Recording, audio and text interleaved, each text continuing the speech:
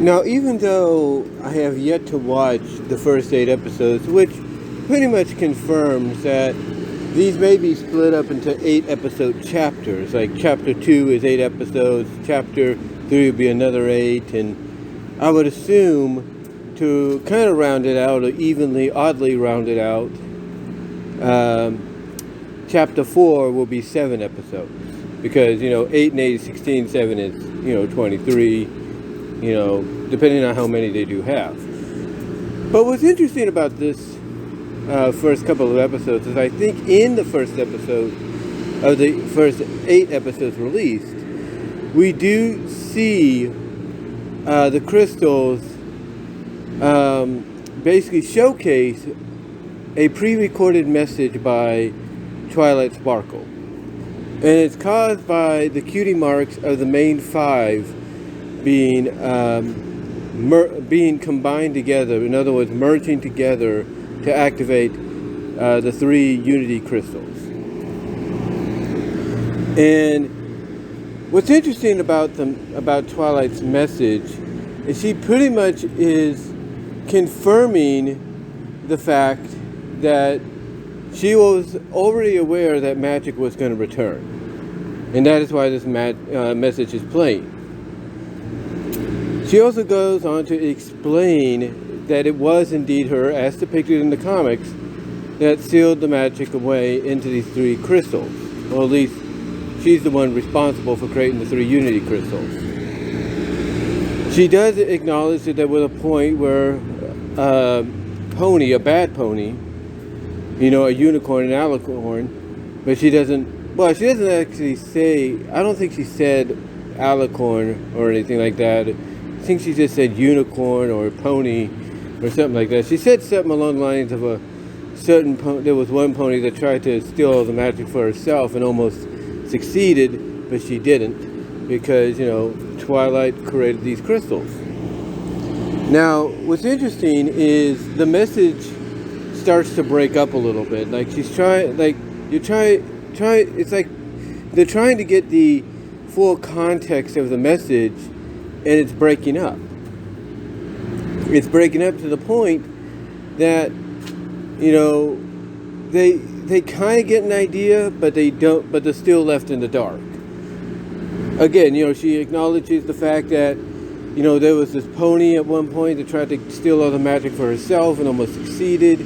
She acknowledged she's the one that locked the magic within the unity crystals. She's acknowledging that magic is now ever changing, and that Earth pony magic has been unlocked for the first time ever. She brings all this up because she obviously was aware that something was going to happen. But what's interesting about the message, like I said, is it breaks up a little bit, and it kind of starts to, when she really starts to get into the details as to what happened, that's when the message starts to break up a little bit. It's losing its signal. She does talk about Opaline. She does bring up her name, she says Berea of Opaline and all that. And then she says something else, and then finally she says, I'm with you. And it's really, really interesting to see that ending. And in one of the episodes, I think it was the first episode, it's really interesting to see that because of the fact that, it opens up a lot of doors going forward, not just with these first couple of episodes, or these first, not a couple of episodes, but these first several episodes, these first 8, this first chapter, if you will. Not only does it open the door to see exactly whether or not within these first 8 episodes of the remaining 7 that they can figure out what the rest of the message was, or try to get the rest of the message, through courtesy of the unity crystals. They're not, it opens the door for them to try to make that happen, to make that a reality, but it also opens the door for it to still be somewhat of an issue going forward.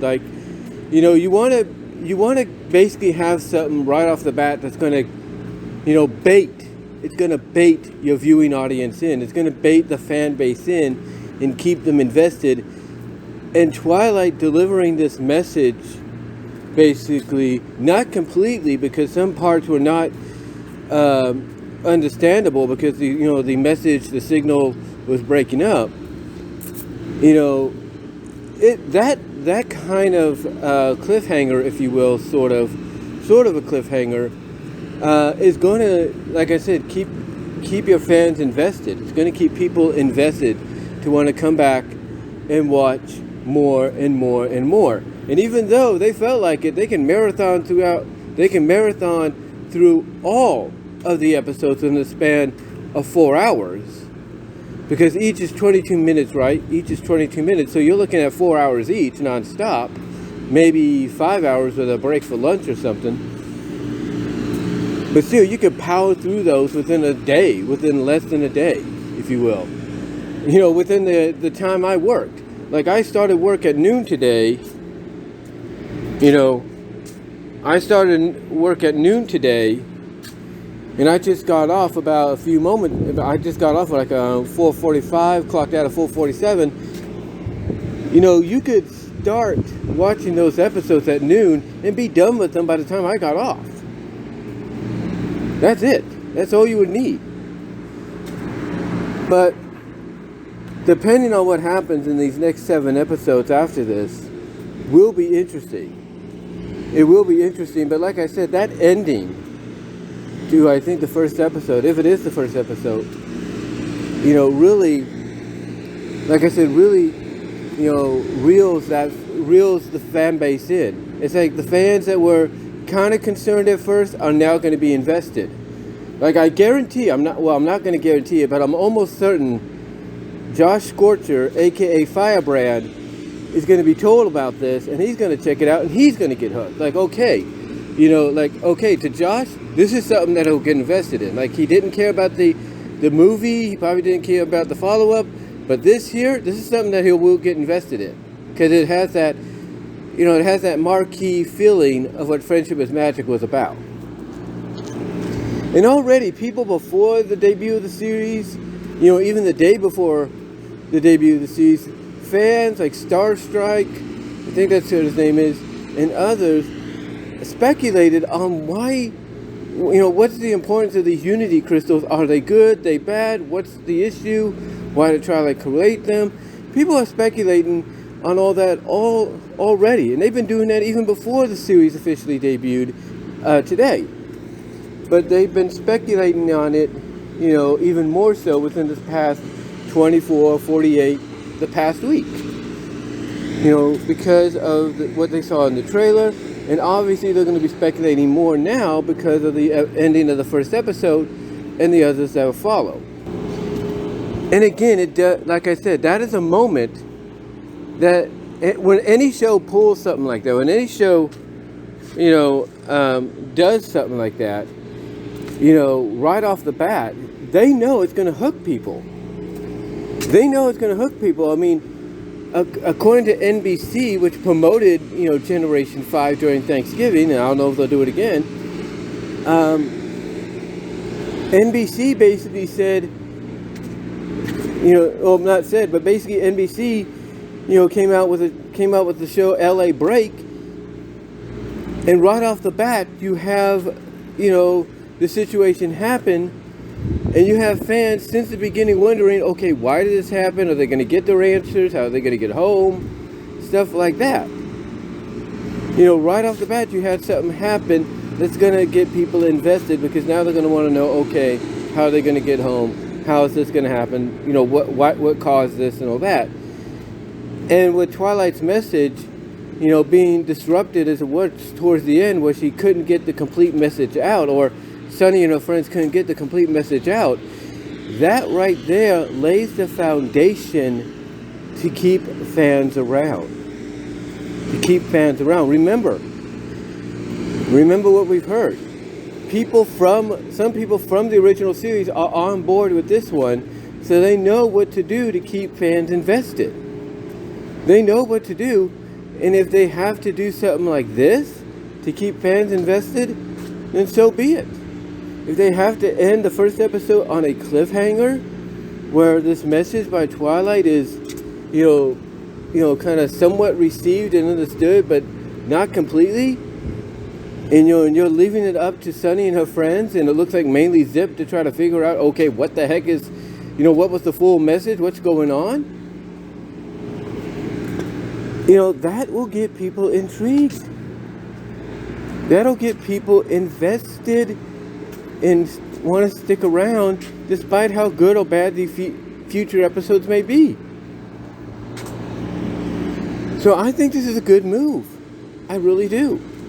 It's got me invested. It's got me want to watch the first episode and see what the heck is going on. So I'm invested.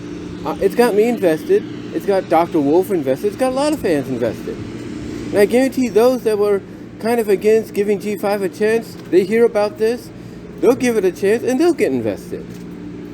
That's pretty much how I see it.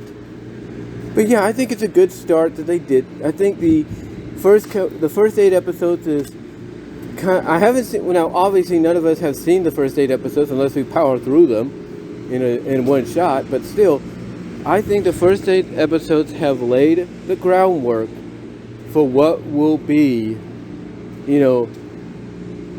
for what will be. I've got a feeling a decent successor to Friendship is Magic, a decent successor, sequel, continuation of Friendship is Magic would make your mark G5. Because, like I said, you want to hook your audience, this is one way to do it. But let me know what your guys' thoughts are. How do you feel about, the first 8 episodes being dropped simultaneously on Netflix? How do you feel about it? What are your thoughts on the message that Twilight had that got this? Hold on for a sec.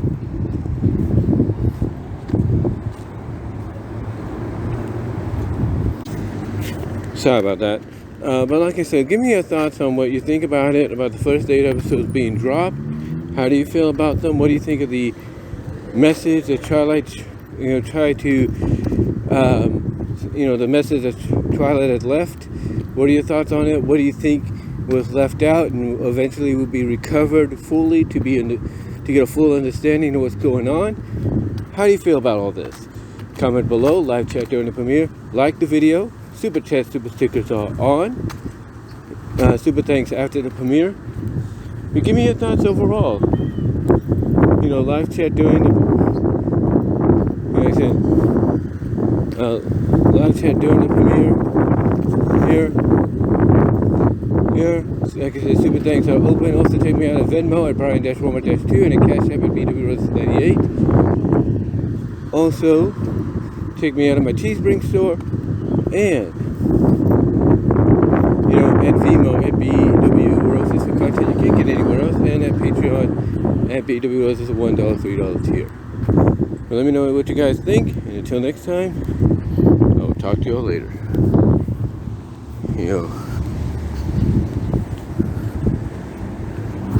I'm out.